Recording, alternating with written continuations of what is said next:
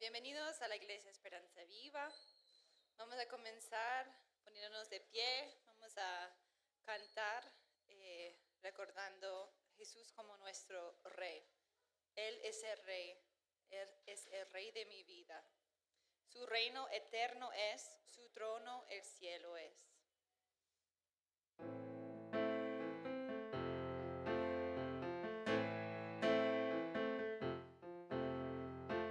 Él es el Rey infinito en poder. Él es el Rey de los cielos. Seré para Él siervo fiel, pues mi vida compró con su amor. Él es el Rey, lo confiesa mi ser. Él es el Rey de los siglos. Mi vida la rindo a sus pies. Él es Rey sobre mi corazón. Él es el Rey, Él es el Rey, Él es el Rey de mi vida. Él es el Rey, Él es el Rey, reina con autoridad. Su reino eterno es, su trono el cielo es. Él es el Rey que viene a su pueblo a llevar.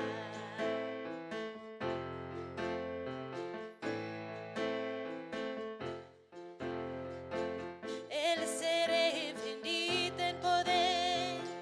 Él es el Rey de los cielos. Seré para Él siervo fiel, pues mi vida compró con su amor. Él es el Rey, lo confiesa mi ser. Él es el Rey de los siglos. Mi vida la rindo a sus pies. Él es Rey sobre mi corazón. Él es el Rey, Él es el Rey, Él es el Rey de mi vida. Él es el Rey, Él es el Rey, reina con autoridad. Su reino eterno es, su cielo del cielo es. Él es el Rey que viene a su pueblo a llevar. Él es el Rey que viene a su pueblo a llevar. Bueno, buenos días, pueden tomar asiento, bienvenidos a la Iglesia Esperanza Viva. Yo soy el pastor Peter, gracias por llegar a tiempo. No se olviden que tenemos la primera hora también a las 9:30, donde hoy iniciamos una serie nueva, aprendiendo de varios temas teológicos que son importantes. Se llama Semillas de Vida. Parte del propósito de eso no es solamente para aprender más de nosotros, de lo que creemos y por qué lo creemos, pero saber cómo enseñarlo a otra persona también. Entonces, que nos acompaña a las 3:30 también. Todos los domingos iniciamos aquí a las 11 para que vayan invitando amigos, familiares, vecinos también. Esta noche vamos a hacer algo diferente, una noche especial. Si lo ponemos aquí, una noche de escatología. Escatología es el estudio de los tiempos finales. En una hora no podemos hacer todo ni cerca, pero comenzando a echar las bases para saber cómo entender las profecías bíblicas, cómo entender lo que vamos a estar estudiando en Mateo 24 y 25 en el discurso olivética.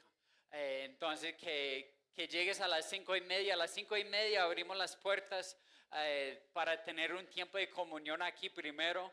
5:30 hasta las 6 pondremos tinto, un refrigerio con unos panes también. Entonces a las 5:30 abrimos las puertas y a las 6 en punto comenzamos con esa hora de 6 hasta las 7. Como decía, no es para contestar todas las preguntas y dudas que tenemos, sino comenzar a echar bases para entender las profecías bíblicas, que eso nos va a ayudar también en Mateo 24 y 25. No se olviden que también ese miércoles comenzamos el estudio de los miércoles de Raíces de la Fe, donde estamos estudiando de manera cronológica los eventos de la Biblia.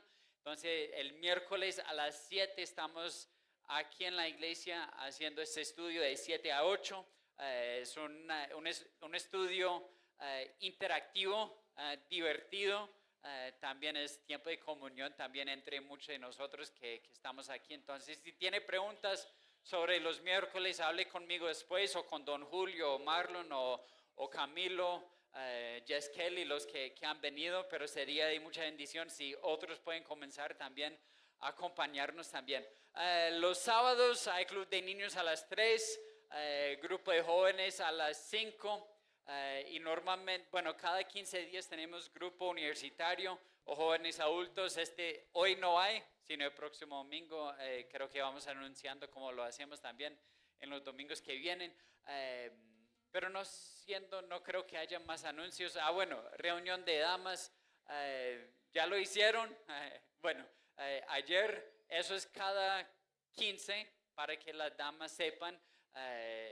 Entonces, ayer en 15 es la próxima reunión de damas, ¿no, Heidi? Si hay preguntas, hable con Heidi después también. Pero no siendo más, nos ponemos de pie, vamos a saludarnos antes de seguir en la oración.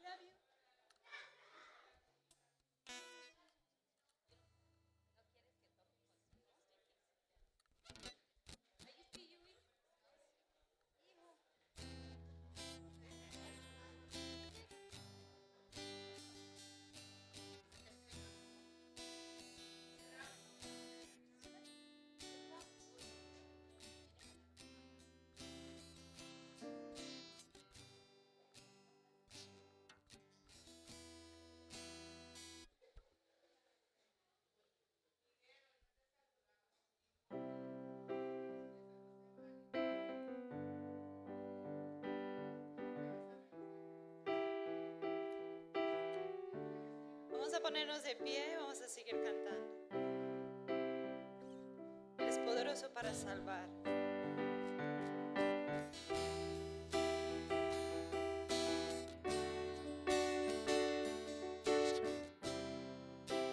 Todos necesitan amor que nunca falta,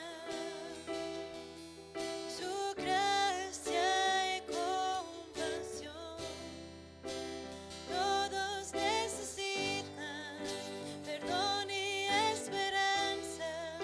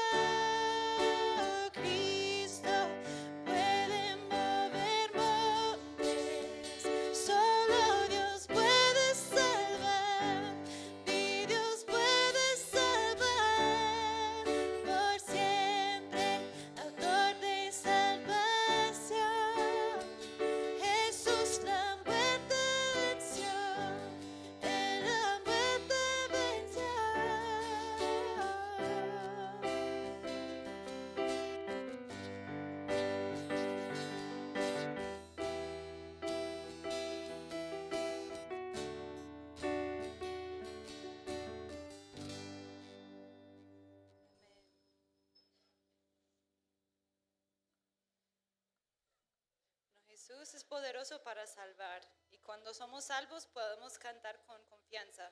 Jesús, mi todo es. Dice, he decidido seguir a Cristo, no vuelvo atrás.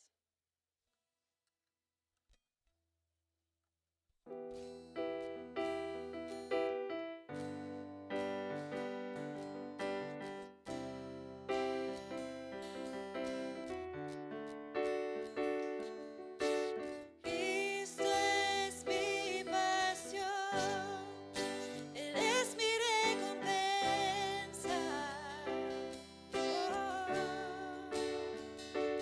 No hay nadie como Él, nada satisface más. Pruebas vendrán, mas cantaré, no vuelvo atrás, soy libre en Él.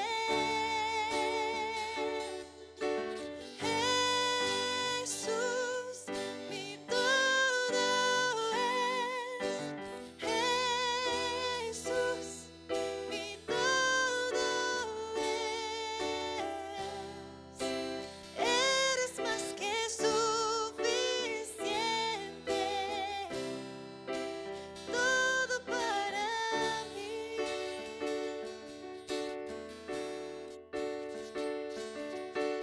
Cristo es mi porción, el gozo de mi alma. Mi esperanza está en Él, el cielo es nuestro hogar. Vientos vendrán, mas cantaré, conmigo estás, a ti sea la gloria.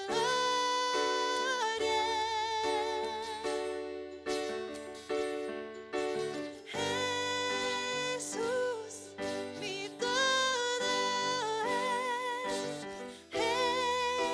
Jesús, mi todo es. Eres más que suficiente, todo para mí. He decidido seguir a Cristo, no vuelvo atrás, no vuelvo atrás.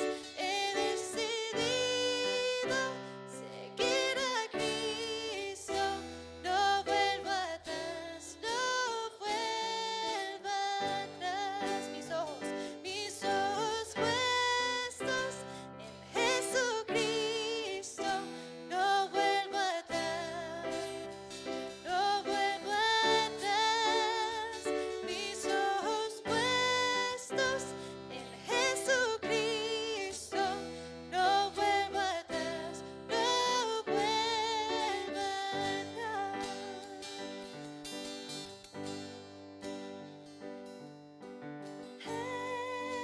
Jesús, mi todo es.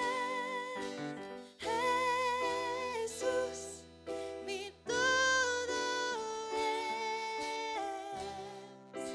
Eres más que suficiente, todo para mí.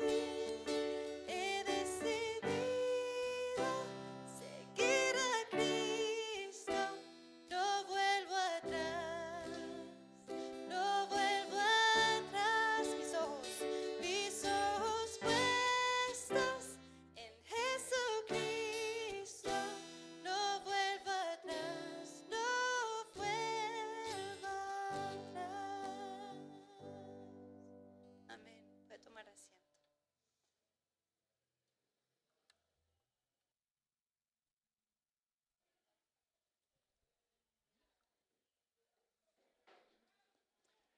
¿No? ¿Qué tal si oremos? Señor, te damos gracias por este día, gracias por tu iglesia, Dios, por tu palabra. Gracias porque nos das el privilegio de alabarte, entrar en tu presencia, darte la gloria en todo, Señor. Te pido que nos des entendimiento, un anhelo más por tu palabra y llevarla a la práctica. Te amamos, Dios, en el nombre de Jesús. Amén. Bueno, volvemos a Mateo. El libro de Mateo, capítulo 24. Los niños pueden subir, los niños 9 años y abajo pueden subir hasta arriba. Yo he tenido el gran privilegio de viajar a Israel varias veces. Una de esas veces yo estaba en la universidad, yo pasé unos 4 meses estudiando la palabra en la tierra donde sucedió la gran mayoría de los eventos. La última vez que fui, yo creo que fue en 2018, si no me equivoco, con unas personas de mi iglesia en Estados Unidos y también fue mi esposa. Pero cuando uno viaja a Israel, una de los anhelos más grandes de las personas no es simplemente ir a conocer la tierra, ver dónde caminaba Jesús, pero es conocer el monte del templo. El monte del templo es una parte de Jerusalén donde existía el templo, donde Salomón construyó el templo, donde Jesús iba al templo, donde hacían los sacrificios. Ese es el lugar donde la gente quiere ir allá. Y tiene una historia muy grande en la Biblia, ese lugar. Monte Moría, si se acuerdan, ese es el lugar donde, comenzando en Génesis, donde Abraham llegó para ofrecer a Isaac como sacrificio. A ese Monte Moría es en Génesis 22. Muchos años más adelante, no sé si se acuerdan, eso es donde David compró un terreno, la era de un hombre Araúna. En esa historia el rey David había hecho un censo del pueblo fuera de la voluntad de Dios. Entonces en eso estaba contando su fuerza, confiando en su fuerza como rey, en su ejército, contando la gente también. Entonces había un castigo por el pecado que había hecho David. Dios mandó un castigo y le permitió a David escoger cuál iba a ser el castigo. Y él escogió una plaga por unos días y empezó una plaga por todo el terreno de Israel, y llegando a Jerusalén, David se arrepintió, ofreció sacrificio en ese lugar, compró el terreno, construyó un altar, ofreció el sacrificio. Fue en ese lugar que Dios, utilizando el pecado de un hombre, para comprar ese terreno, ese era un lugar que David hizo los planes para construir el templo, dejando los planes para su hijo Salomón. Es donde él construyó el templo, donde habían sacrificios para el perdón de pecado, oración a Dios. Era donde la presencia de Dios habitaba en medio de su pueblo también. Muchos años después llegó la nación de Babilonia, conquistó a Judá, a Jerusalén, lo destruyó el templo también. Unos 70 años después, Zorobabel, con gente devolviendo a la tierra después de 70 años en cautiverio en Babilonia, volvió para construir los muros. El templo también fue reconstruido, pero bajo Herodes el Grande. Si se acuerdan de él, el Herodes que estaba vivo en el nacimiento de Jesús, que quería matarlo. Él también es un hombre que hacía muchos proyectos de construcción en la tierra de Israel. Uno de esos siendo el monte del templo, y el templo también hizo unas mejoras, pero no cualquier mejoras en el templo. Lo hizo de manera maravillosa. Los rabinos de ese tiempo decían que si un judío no había visto el templo de Herodes, no había visto un edificio hermoso. Eso es cómo lo escribían. Eh, y ese es el lugar que la gente quiere visitar. Eh, y yo he podido tener la oportunidad varias veces a ir a ese lugar. Es donde si tú ves videos o algo así de Jerusalén, muchas veces ves a los judíos llegando a un muro específico del monte del templo, haciendo sus oraciones, muchas veces orando así, los judíos en el muro, porque eso es donde había el templo. Hoy en día, encima del monte del templo, no existe el templo hoy en día, realmente es lo que se llama el domo de la piedra, es un edificio musulmán. Encima del monte del templo, los musulmanes tienen control de ese lugar. En Jerusalén hay una mezquita, hay ese domo del templo, tiene el domo de oro que uno está en el monte de los olivos, y uno puede ver el monte del templo, el domo de la piedra. El domo de la piedra es donde, según la enseñanza de Islam, es donde Mohammed pisó una piedra y Alá lo llevó para el cielo. Por eso han construido un edificio por encima de una piedra hoy en día. Pero eso es donde también nuevamente el templo va a reconstruir en ese lugar. ¿Cómo va a funcionar eso con el domo de la piedra, con los musulmanes, con el templo? Algunos dicen que van a estar uno al lado del otro, algunos dicen que van a derribar el domo para construir el templo. ¿Cómo va a funcionar eso? No sé. Pero eso es el lugar que mucha gente quiere visitar. Y eso en 2018 yo fui con mi esposa. Y cuando uno está viendo, no solamente bueno, como decía, el templo no existe. El monte, la base donde estaba construido por encima del templo, eso todavía está en existencia. Y hay unas piedras inmensas que están ahí. No sé si tú ves, bueno, yo sé que mi esposa es bajita, pero todavía vea la comparación de una piedra común y corriente en el monte del templo, según mi esposa también. Es una piedra inmensa, que pesan toneladas, que han puesto ahí. La piedra más grande en los cimientos del monte del templo es ese ahí, hasta que no alcanza a ver el final. Y no sé cómo hicieron esa construcción, porque Wilmar, estás aquí y él hace mucha construcción. Bueno, otros también han hecho mucha construcción. Esas piedras están montadas encima de otro, sin pega entre cualquiera, están perfectamente hechas para estar ahí, no se mueven. Son tan pesadas que no se mueven para nada después de miles de años también. Pero esa piedra mide más de 13 metros de largo, más de 3 metros de altura, más de 4 metros de anchura. Y dicen que pesa más de 500 toneladas. O sea, en kilos, eso es, dicen, entre 500,000 y 500,070 kilos. Eso sí es una piedra. Yo no. Y es en ese contexto, en ese lugar,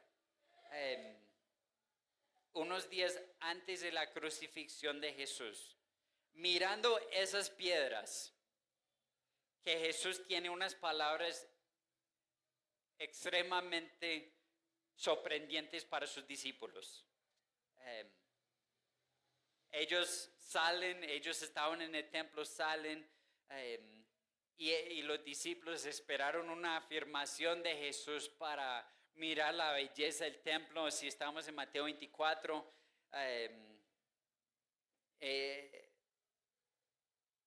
dice que Jesús salió del templo y mientras caminaba se le acercaron sus discípulos y le mostraron los edificios del templo. Jesús, ¿ves todo esto? Mira la belleza, mira la grandeza, mira esas piedrotas que están ahí, ¿sí o no? Y uno esperando una afirmación de Jesús diciendo, sí, ese templo es la casa de mi Padre, ¿sí o no? Pero es en ese contexto, viendo esas piedras, saliendo de Jerusalén, del templo y subiendo el monte de los olivos, viendo toda Jerusalén, viendo el monte del templo, que Jesús comienza a dar el discurso olivético, el discurso de los montes de los olivos, la enseñanza más grande de Jesús sobre los tiempos finales.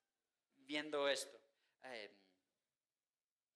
y él dice en versículo 2, pero yo les digo, ven todo esto, les aseguro que no quedará piedra sobre piedra, pues todo será derribado. Y uno dice, ¿cómo? ¿Cómo así viendo esas piedras? Todo será derribado, dice Jesús. Es en ese contexto. Eso no son las palabras que esperaron los discípulos. Ellos esperaron algo diferente de Jesús, pero Jesús no estaba preocupado por la belleza de un edificio. Más bien, Él tenía una enseñanza para sus discípulos, para prepararlos, para enseñarlos, para fortalecer su fe. Tenemos que recordar un poco el contexto, tenemos que recordar dónde hemos estado en Mateo, nuestro estudio, viendo el rey y su reino. Antes de Mateo 24, ¿viene Mateo cuál? 23, muy bien, vamos bien, ¿sí o no? Mateo 23 es uno de los capítulos más difíciles del libro de Mateo, es uno de los capítulos más confrontantes. 7 veces Jesús decía, ay de ustedes fariseos y escribas hipócritas, confrontando la religiosidad de los judíos en sus días. Pero si volvemos un poco a Mateo 23, en versículo 33, él dice, serpientes, camada de víboras, ¿cómo escaparán ustedes la condenación del infierno? Por eso yo les voy a enviar profetas, sabios, maestros. Algunos de ellos ustedes los matarán, crucificarán, a otros los azotarán. En sus sinagogas a los perseguirán de pueblo en pueblo. Muchos piensan que eso eran los discípulos en el libro de Hechos, la persecución que sufría la iglesia también. Así recaerá sobre usted la culpa y toda la sangre justa que ha sido derramada sobre la tierra, desde la sangre de justo Abel en Génesis, matado por Caín, hasta la de Zacarías, el profeta, el libro que lleva su nombre, hijo de Berequías, a quien ustedes asesinaron entre el santuario y el altar de los sacrificios. Les aseguro que todo esto vendrá sobre esta generación. En Lucas dice la casa de ustedes queda desolada. Él lo va a decir adelante en Mateo 23 también. Pero Jesús está diciendo que viene destrucción. A Jerusalén viene destrucción. Y dice, todo eso recaerá sobre ¿qué? Esta generación. ¿Por qué? Tenemos que recordar porque ellos rechazaron a su Mesías. Vino Jesús con todas las evidencias que era el Hijo de Dios, era el Salvador del mundo. Pero esa generación de los judíos, sobre todo, lo había rechazado. Y va a enfrentar las consecuencias. Si seguimos leyendo 37 a 39. Jerusalén, Jerusalén, que matas a los profetas, apedreas, creo que lo tengo aquí, que mata a los profetas y apedrea a los que son enviados a ella. ¿Cuántas veces quise juntar a tus hijos como la gallina junta sus pollitos debajo de sus alas? Y no quisiste. ¿Qué veremos? Que Jesús quiere traer a su gente, pero en vez de hacerlo los va a dispersar. Por tanto, la casa de ustedes les deja desierta, se queda desolada. Porque les digo que desde ahora en adelante, eso es la clave de todo. Eso es el contexto de Mateo 24 y 25. Un discurso dado por Jesús sobre las cosas finales, que muchas veces nos da mucho interés saber sobre el fin del mundo, ¿sí o no? Y debemos prestar atención porque Jesús lo va a enseñar. Pero tenemos que tener eso en cuenta. Pero les digo a ustedes que ahora en adelante no me verán más hasta que digan, bendito aquel que viene en el nombre del Señor. Ese versículo es clave para entender capítulo 24 y 25. Para entender su tiempo, para entender su cumplimiento, cuándo, cómo. y todo esto. Porque ¿qué decía Jesús? No me verán más, ¿qué dice? Hasta que digan, bendito aquel que viene en el nombre del Señor. Y tal vez tú estás pensando en la Biblia, pensando en Jesús en la entrada triunfal. ¿Qué gritaron los judíos cuando Jesús entraba en Jerusalén en el Domingo de Ramos? Hosana en las alturas, bendito aquel que viene en el nombre del Señor. Y tú dices, ya lo dijeron, pero ya lo dijeron antes. Eso viene unos días después. Jesús ya entró en Jerusalén un domingo, ¿sí o no? Pasan unos días y como el miércoles o algo así, Jesús está dando esas palabras. No me verán más hasta que lo digan. O sea, lo van a decir otra vez, pero esa vez lo van a decir verdaderamente, lo van a creer. ¿Qué está diciendo Jesús? No voy a volver hasta que ustedes, los judíos, la nación de Israel, reconozca que yo soy el Señor. ¿Sí o no? ¿En qué momento sobre todo ha reconocido la nación de Israel que Jesús es Dios? En toda la historia. Desde la crucifixión hasta hoy en día. Sobre todo no lo han hecho. Y eso es clave para entender Mateo 24 y 25, porque Jesús está diciendo, no me volverán a ver hasta que reconozcan que hasta que digan, bendito aquel que viene en nombre del Señor, ¿sí o no? Y al decirlo es proclamar que Él es el Hijo de Dios. Eso es clave. Hasta, esa palabra hasta, es una promesa que lo van a hacer, ¿sí o no? Pero hasta ahora, ¿cuándo lo han hecho? No lo han hecho. Es una promesa. Lo clamaron antes, pero no lo creyeron. Lo clamaron en la entrada triunfal, pero no era de verdad. Lo van a clamar otra vez. En Lucas 21, que va junto con Mateo 24 y 25, Jesús dice que eso va a suceder, la casa quedará desolada del templo hasta que los tiempos de los gentiles se cumplan. O sea, dice que hay un tiempo que va a suceder, que el templo queda desolada hasta que el tiempo de los gentiles se cumplan. Y yo digo y yo creo que lo podemos afirmar claramente de la Biblia, que aún estamos en esos tiempos, los tiempos de los gentiles, porque eso no ha sucedido, no han declarado que Jesús es Dios. Y vamos a estar viéndolo en todo el discurso del monte olivético. Eso lo afirma en Zacarías, capítulo 12, versículo 10 al 14, dice que reconocerán a aquel en quien han traspasado. Es una promesa que los judíos van a reconocer que ellos mismos crucificaron a Dios, pero no lo han hecho hasta ahora, pero vendrá un día que lo hagan. Entonces eso es clave para nosotros, entender ese discurso, esos capítulos de Mateo 24 y 25. Vamos a leer capítulos 1 a 3, vamos a dar una introducción a esos capítulos, a dar una introducción a lo que es estudiar los tiempos finales, pero Mateo 24, 1 a 3, otra vez dice, Jesús salió del templo y mientras caminaba se le acercaron sus discípulos y le mostraron los edificios del templo. Pero él les dijo, ¿ven todo esto? Les aseguro que no quedará piedra sobre piedra, pues todo será derribado. Más tarde estaba Jesús sentado en el monte de los olivos, o sea, ellos salieron unos días antes de la crucifixión. Él dijo esas palabras asombrosas, no quedará piedra sobre piedra, todo quedará destruido.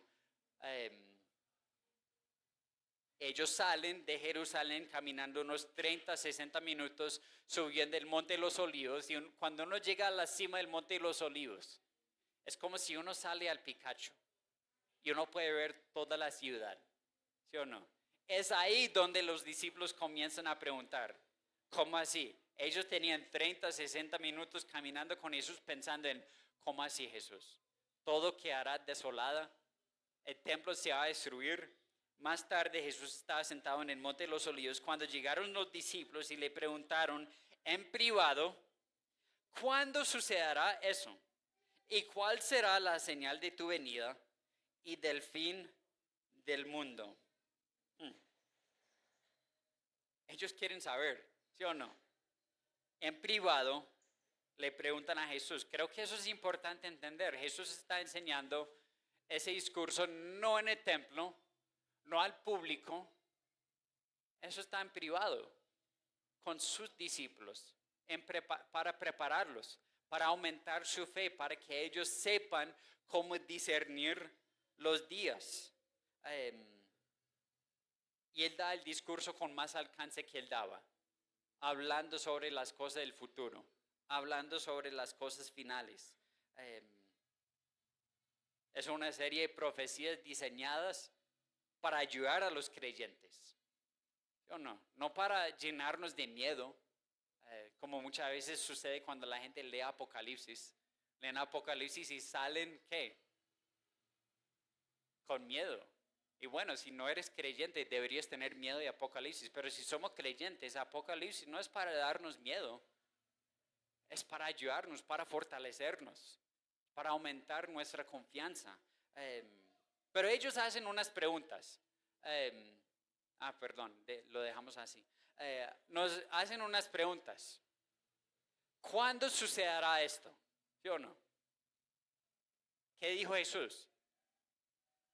No quedará piedra sobre piedra, todo quedará destruido. Y ellos quieren saber cuándo va a suceder. Pero empiezan a poner otras preguntas también. Ellos ¿qué dicen? ¿Cuándo sucederá eso?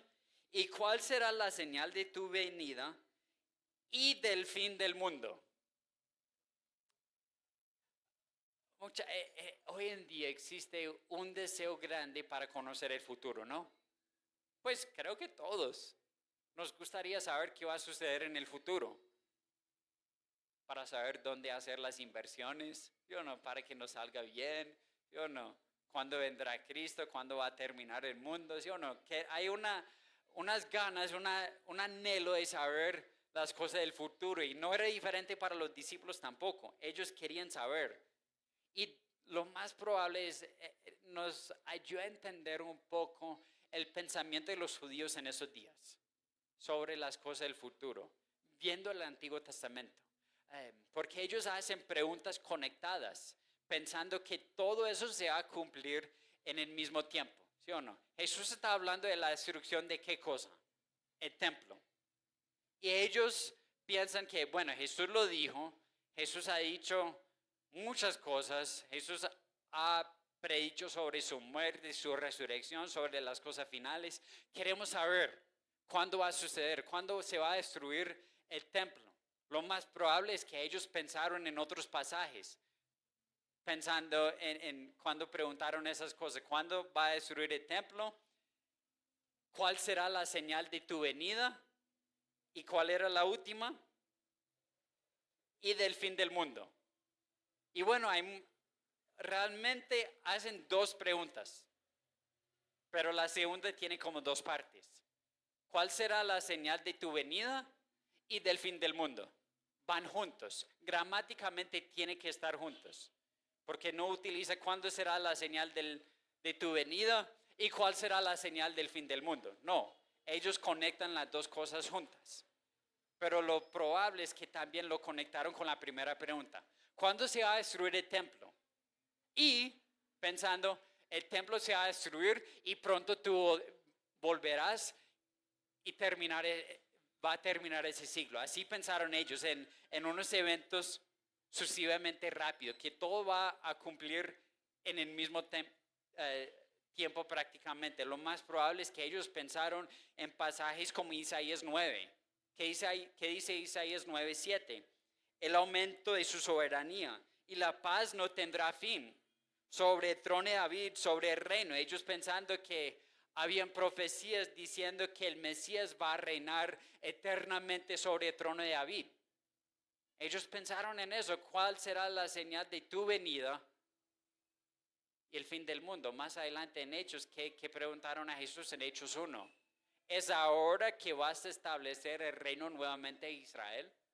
Yo no, muy parecida la pregunta. Muy probable pensaron en Isaías 2 y en Salmos 2, donde habla el reino universal de Dios en esa tierra, ¿sí o no? Pensando que Él va a reinar. ¿Cuál será la señal de tu venida? Demás pensaron en Isaías 11, versículo 1, dice, brotará del tronco de Isaí una rama, ¿sí o no? Para reinar sobre él. Demás pensaron en Daniel, sobre las profecías de Daniel 9, las 70 semanas, la última semana, pensando en cómo así una instrucción del templo. En Zacarías 12 al 14, hable de una, que el Mesías se va y después de eso habrá una persecución grande, inmensa para los judíos. Y después de esto, el Mesías volverá sobre el monte de los olivos para restaurar y para vencer a los ejércitos del mundo. Demás pensaron en Ezequiel 40 y 48, donde escribe el templo del milenio. Y no es como era el templo de Herodes. Muy diferente, mucho más grande, mucho más mejor. Diciendo que no, tiene que ver. Si se va a destruir el templo, ¿va a haber otro? Demás pensaron en eso. Demás pensaron en el libro de Amós, capítulo 9, donde habla de una restauración de la casa caída de David. Todo eso viene en su pensamiento cuando ellos hacen la pregunta: ¿cuándo sucede esto? ¿Y cuál será la señal de tu venida y el fin de ese siglo? Todo eso viene en la mente de los judíos en ese tiempo. Y son esas preguntas que tenemos que tener en cuenta mientras que estudiemos Mateo 24 y 25. ¿Cuándo sucederá esto? ¿Y cuál será la señal de tu venida y la consumación de ese siglo? ¿Cuándo va a terminar todo? Y el discurso olivético, Mateo 24 y 25, es para contestar esas preguntas. Pero en Mateo hay algo interesante. Él no va a contestar la primera pregunta. Él comienza con la segunda. ¿Cuál será la señal o los señales de tu venida y la consumación de ese siglo? Eso es lo que va a contestar en Mateo 24 y 25. En Mateo, él nunca contesta la primera pregunta. Él lo contesta en el discurso olivético, pero tenemos que ir a Lucas para ver la respuesta. Mateo no lo tiene incluido, porque Mateo tiene su enfoque en los eventos futuros. Es como cuando nosotros por WhatsApp mandamos un mensaje con 3 preguntas seguidas, ¿sí o no? Y la persona ¿cómo responde? Contestando solamente la última, ¿sí o no? Y uno dice, bueno, ¿y las otras 2 preguntas qué? Bueno, Jesús realmente contesta las preguntas, pero en Mateo el enfoque solamente está en enseñar cuál serán los eventos que tienen que suceder antes de la segunda venida de Cristo. Eso es lo que va a enseñar el discurso olivético. Entonces, vamos a estar hablando mucho de profecías futuras. Y hay mucho debate hoy en día en cuanto a cómo debemos entender esos pasajes. ¿Cómo las debemos entender esas profecías de Jesús? ¿Ya se cumplieron? ¿Se van a cumplir? ¿Debemos entenderlo de manera simbólica, literal? Hay una cantidad de diferentes posturas y opiniones. Y para mencionar algunos, para que ustedes entiendan también, para que sepamos a dónde vamos también. Hay una postura que se llama la postura historicista. Eso quiere decir que en los eventos de Mateo 24 especialmente, y podemos mencionar que Mateo 24 y 25, junto con Zacarías 12 hasta 14, junto con Apocalipsis 6 al 19, están hablando de los mismos eventos. Tal vez tú dices, no, yo quiero estudiar Apocalipsis, eso lo vamos a estudiar, pero estilo Mateo. es lo mismo. Va a estar hablando de los mismos eventos. En Apocalipsis da unos pocos más detalles. Pero debemos prestar atención a Mateo 24 y 25 porque son las enseñanzas dadas por la boca de Jesús sobre los detalles de su venida, de su regreso y cómo va a establecer su reino aquí en la tierra. ¿Cómo podemos saber cuándo va a suceder? ¿Cuáles eventos van a suceder antes? Eso es lo que va a enseñar. Pero la postura, la opinión historicista, tal vez es lo más común aquí en Colombia, cuando la gente comienza a leer el libro de Apocalipsis. Habla de guerras, habla de hambre, habla de violencia. ¿Y qué proclama la gente? No, ya estamos en los últimos días. Porque está hablando de guerras, de terremotos, de esas cosas. Y esa postura toma los eventos de Mateo 24 y 25 en Apocalipsis y empieza a aplicar todo lo que sucede en todos los días, en toda la historia. Es para decir que lo que estamos viendo hoy es en cumplimiento de lo que dijo Jesús en Mateo 24 y 25. Es aplicarlo a todos los días en la historia. Y tal vez eso es la tendencia de muchas personas hoy en día. Jesús en la próxima semana vamos a ver que Él habla de terremotos, habla de guerras y rumores de guerras. Y la gente va a decir, no, ya estamos en los últimos días, mire lo que está sucediendo, ¿sí o no? Pero por 2000 años desde los días de Jesús, ¿en qué momento del mundo no había guerra? Han sido terremotos por toda la historia, pero algo va a suceder y creo que vamos a ver que hay pistas en Mateo 24 y 25 que nos van a mostrar que todavía falta para cumplir. Y eso vamos a ver. Pero hay la postura historicista, hay una postura idealista, o tal vez podemos decir que es la postura espiritualista, si es algo así. Es decir, viendo todo lo que está diciendo y vamos a espiritualizar los pasajes. Todo es simbólico, no hay nada literal, todo se va a cumplir de manera simbólica. Vamos a hablar de eso más adelante también. Hay una postura que se llama el preterismo.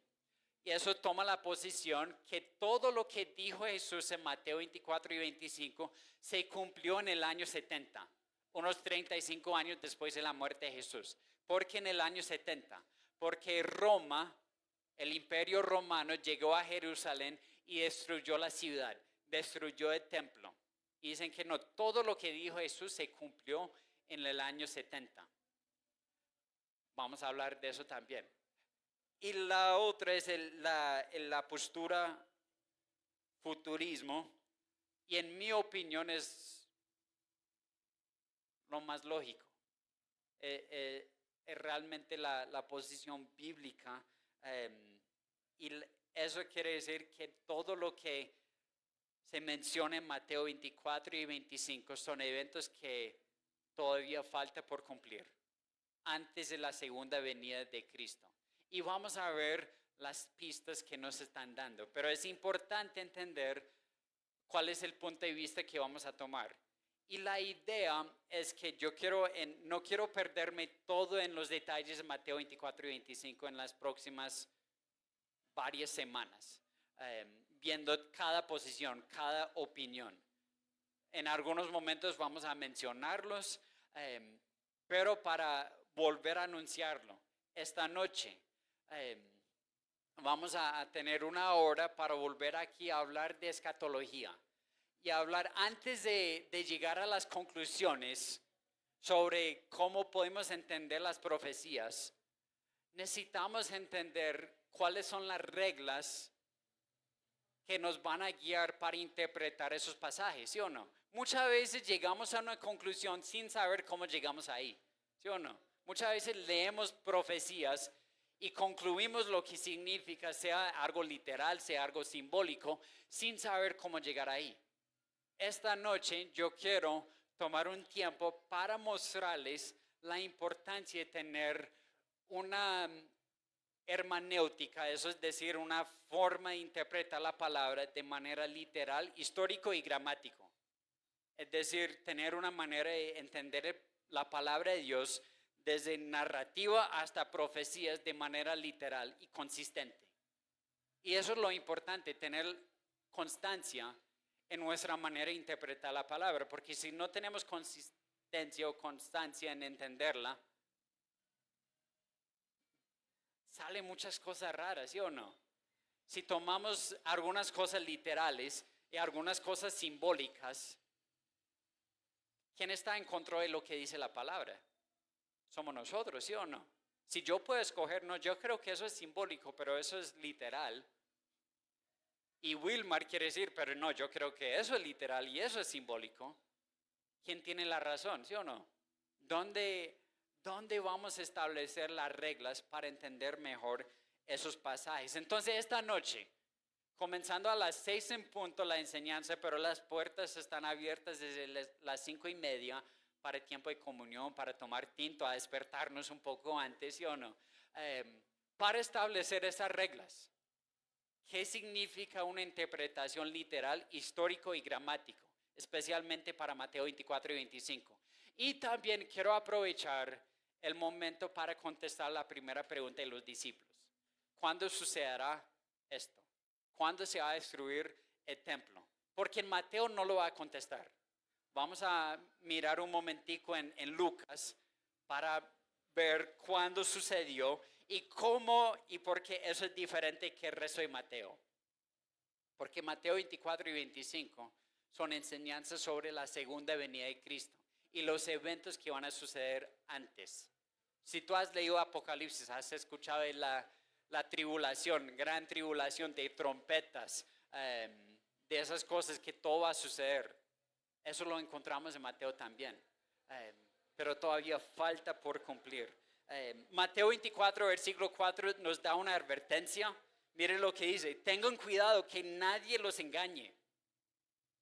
Hasta Jesús, antes de dar los detalles, nos da una advertencia sobre todo lo que va a enseñar. Tengan cuidado que nadie los engañe. Vendrán muchos usando mi nombre, pero tenga cuidado. Tenemos que tener cuidado en nuestra manera de ver profecía también.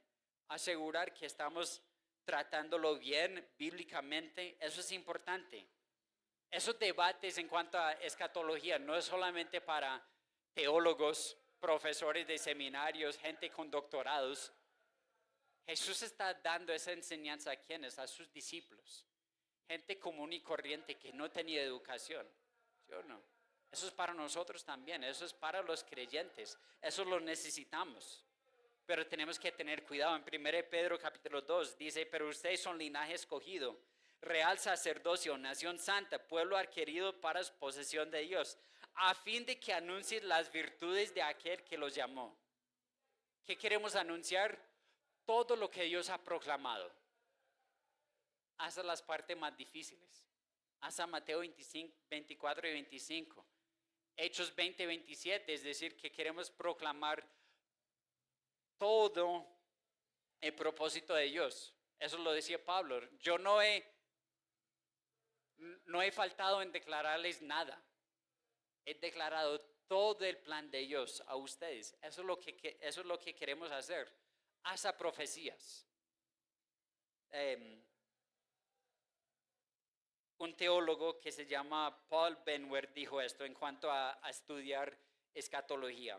Dice: las escrituras dan testimonio de la importancia crucial de la doctrina de las cosas futuras. Por ejemplo, Juan introdujo el libro de Apocalipsis con la exhortación de que la persona que conoce las verdades proféticas y ordena su vida conforme a ellas vivirá mejor ahora. Es alguien que es bendecido por Dios en el presente. La profecía ha sido dada por Dios para tener un efecto positivo en nosotros, en nuestra vida diaria. ¿Se entiende el propósito de la profecía? Es para bendecirnos hoy, para prepararnos hoy, para madurarnos hoy. No solamente para que sepamos algo que va a suceder en el futuro, es para hoy también. No es para llenar nuestra cabeza con conocimiento de cosas futuras, sino para madurarnos, moldearnos en nuestra vida diaria. Profecías nos hacen recordar que Dios es soberano sobre todas las cosas. Nos hacen recordar de su bondad. Nos motivan a la santidad, a cambiar prioridades. Nos dan esperanza que Dios va a cumplir con todo. Entonces, ¿necesitamos la escatología? Sí. No es toda la escritura, hay mucho más, pero es parte, la necesitamos también. Es por eso que también vamos a entrar en Mateo 24 y 25 con una postura futurista. Y quiero ir mostrándoles en las semanas que vienen porque es algo para el futuro. Lo vamos a ver las pistas y los detalles que Jesús nos da para entender que todavía es para el futuro. Con mencionar algunas posturas diferentes y porque entiendan cosas así de manera diferente, pero necesitamos establecernos para no perder mucho tiempo explicando todo. Entonces, espero que vuelvan esta noche, porque necesitamos establecer las reglas, ¿no? Los discípulos echaron las palabras a Jesús, escucharon las palabras a Jesús y estaban en shock. ¿Cómo así? No quedará piedra sobre piedra. Iban pensando. Después llegaron con las preguntas. ¿Cuándo? ¿Cómo? ¿Cómo sabremos? Y en privacidad con ellos, Jesús comienza a contestar las preguntas, explicando cuáles son los eventos que tienen que suceder antes de su regreso y antes de establecer el reino. Mire, Jesús no está especulando, ¿sí o no? No está diciendo, bueno, yo creo que va a suceder así. No está especulando nada. Él está diciendo claramente cómo van a ser las cosas. No está especulando, no está espiritualizando eventos, números o su regreso. Está hablando con términos literales. Si algo fue predicho de manera literal, se va a cumplir de manera literal. Eso lo vamos a ver esta noche también. Y es el rey mismo dando los detalles sobre el fin de ese siglo. Creo que vale la pena escucharlo, ¿sí o no? ¿Cuáles son los detalles?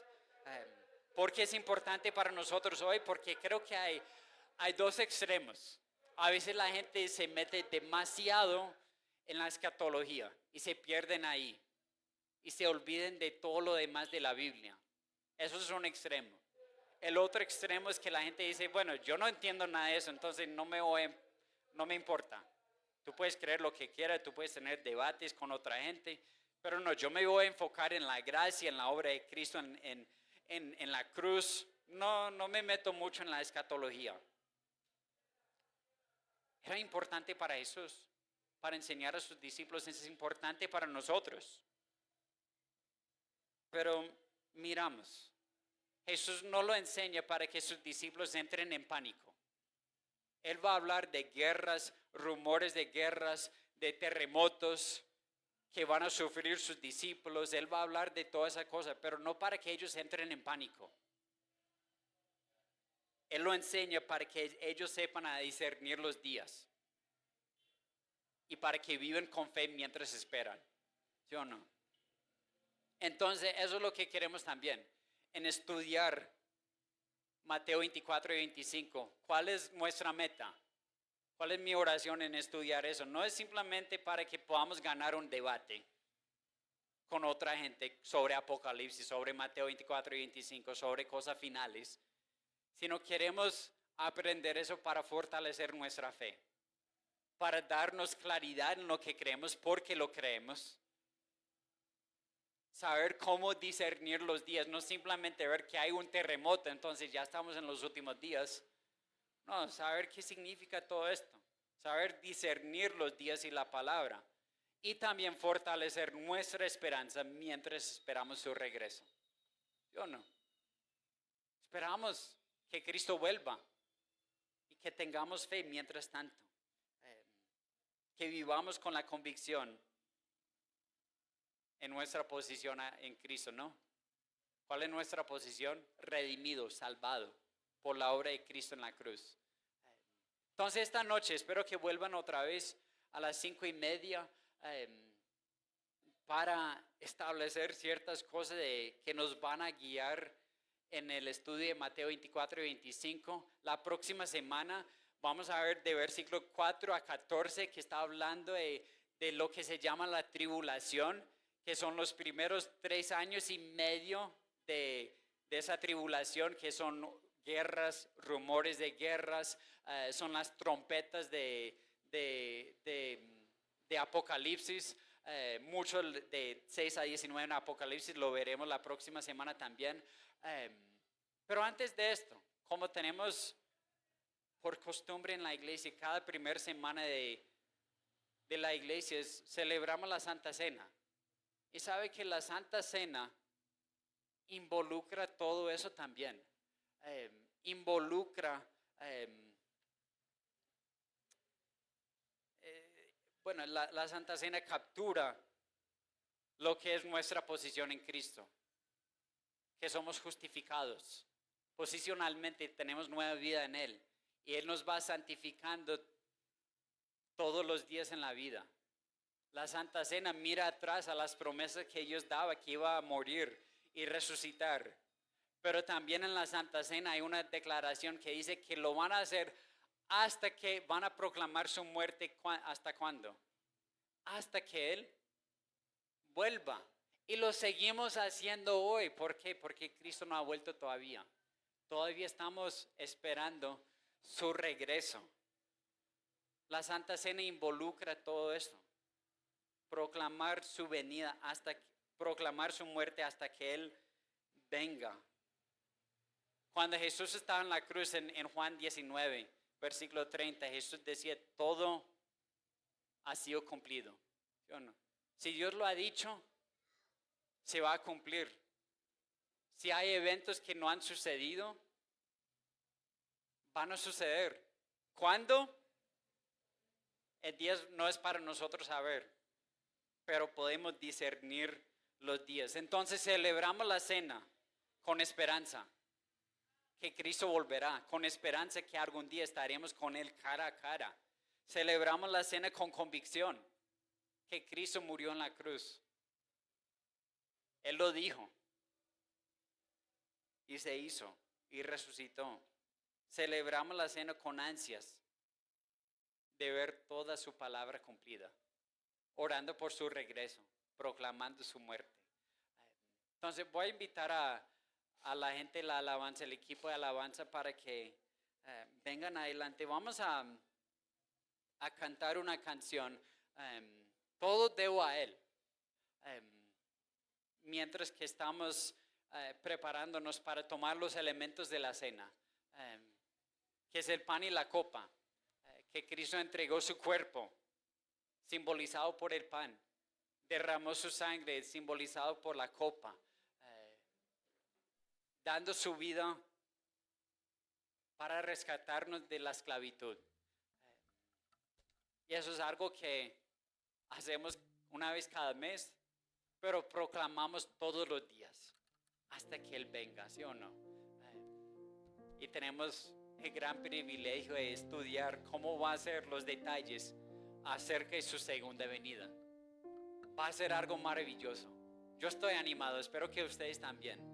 Hay muchos detalles, pero creo que va a ser de bendición para fortalecernos, para ayudarnos. Entonces en la cena, es una cena no para llenarnos mucho, es un pancito, una copita.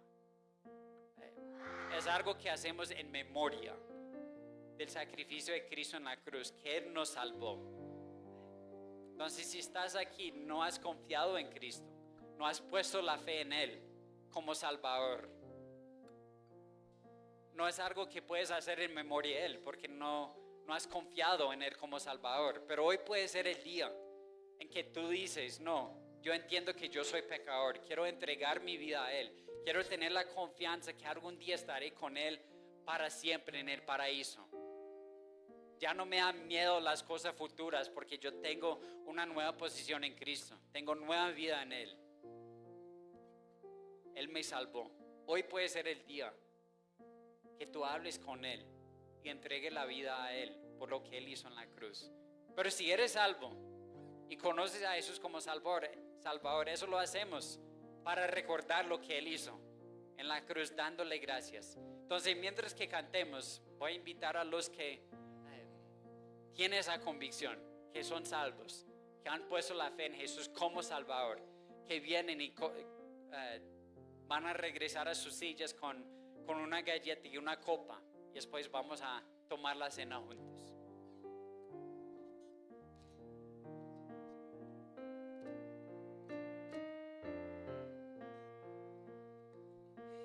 Dice Salvador, es poco su poder, Hijo débil hay de mí, todo cuanto has menester, todo debo a Él, Cristo lo pagó, de las manchas de pecado, cual nieve me lavó. Nada bueno hay en mí, tu gracia buscaré, en la sangre de Jesús, mis pecados lavaré. Todo debo a Él, Cristo lo pagó, de las manchas del pecado, cual nieve me lavó. Cuando ante el trono esté, completo ante Él, a los pies de mi Jesús, mis coronas echaré.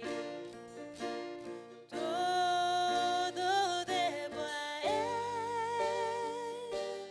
Cristo lo pagó, de las manchas del pecado, cual nieve me lavó.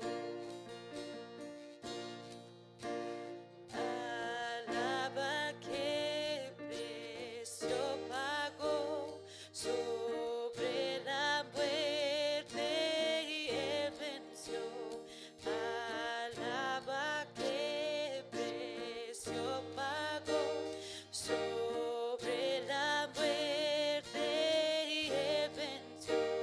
Alaba qué precio pagó sobre la muerte y Él venció. Alaba qué precio pagó sobre la muerte y Él venció. Todo debo a Él, Cristo lo pagó, de las manchas del pecado, cual nieve me lavó. Está ahí en la canción, Cristo lo pagó, con azotes, con insultos, cargando sobre sus hombros nuestro pecado.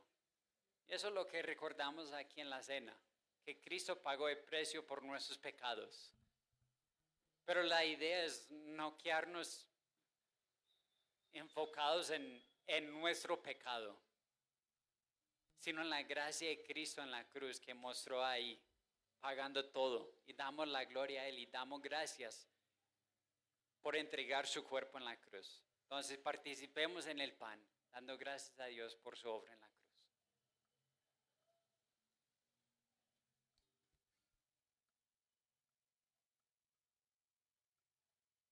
Era un precio alto. La sangre del perfecto, la sangre del Hijo de Dios, hecho carne, que hizo el Verbo, se hizo carne y habitó entre nosotros, como vimos en Juan. Pero vino para derramar sangre, no sangre de machos cabríos, ovejas, otros sacrificios, sino el suyo, para lograr una redención eterna para nosotros.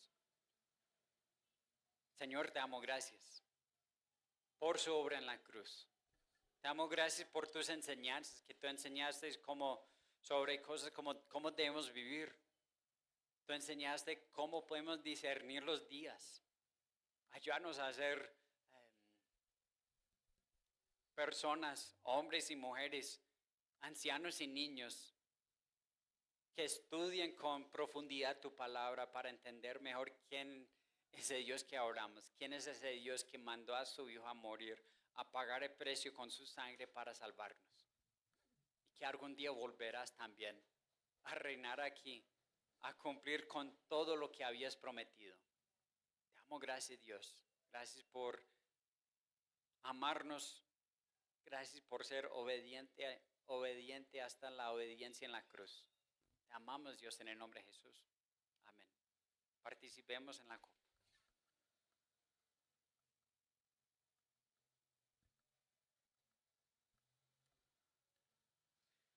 Dice Mateo 25, Jesús decía, manténganse despiertos, porque no saben ni el día ni la hora. Esta noche vamos a comenzar a contestar algunas de esas preguntas de los discípulos y establecer las reglas que nos van a guiar en el estudio, pero que salgamos aquí despiertos, alertos, esperando con ansias el regreso de Jesús, no con miedo, pero con ansias porque Cristo nos salvó. Entonces vamos a terminar cantando mientras que Camilo nos ayude con la ofrenda y nos veremos esta noche a las 5:30.